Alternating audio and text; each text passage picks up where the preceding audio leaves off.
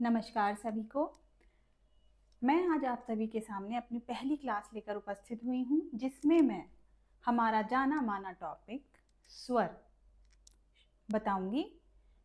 हमारे उत्तर भारतीय संगीत में 7 शुद्ध और 5 विकृत स्वर माने गए हैं। उन स्वरों को दक्षिण भारतीय संगीत में क्या कहा जाता है, ये आज हम पढ़ेंगे। तो चलिए शुरू करते हैं।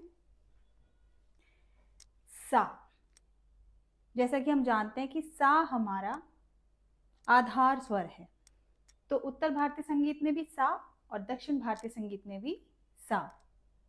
फिर आता है हमारा कोमल रे, जिसे दक्षिण भारतीय संगीत में शुद्ध रे माना गया है। फिर आता है हमारा शुद्ध रे, जिसे दक्षिण भारतीय संगीत में शुद्ध गा माना गया है या पंचश्रुतिक रे माना गया है। फिर आता है हमारा कोमल गा, जिसे दक्षिण भारतीय संगीत में षड श्रुतिक रे या साधारण गंधार की उपमा दी गई है। इसके बाद हमारा शुद्ध गा आता है, जिसे दक्षिण भारतीय संगीत में अंतर गा कहकर पुकारा गया है। माफ कीजिएगा, यहाँ गा नहीं लिखा। फिर आता है हमारा माँ, जिसे दक्षिण भारतीय संगीत में शुद्ध माँ ही कहा गया है।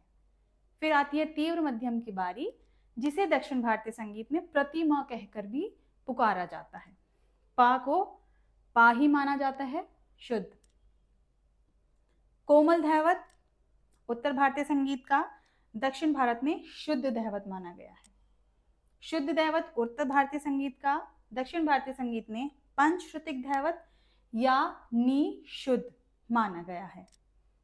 इसके बाद कोमल निषाद, जिसे दक्षिण भारतीय संगीत में षड श्रुतिक धैवत या कैशिक निषाद, षट श्रुति धैवत या कैशिक निषाद कहा गया है।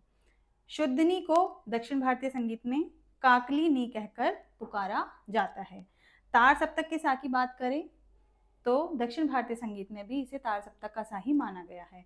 हम इस बात को भी अच्छे से समझ लें कि जो दक्षिण भारतीय संगीत है उसमें जो स्वर की सबसे पहली अवस्था है वह ही कोमल मानी जाती है।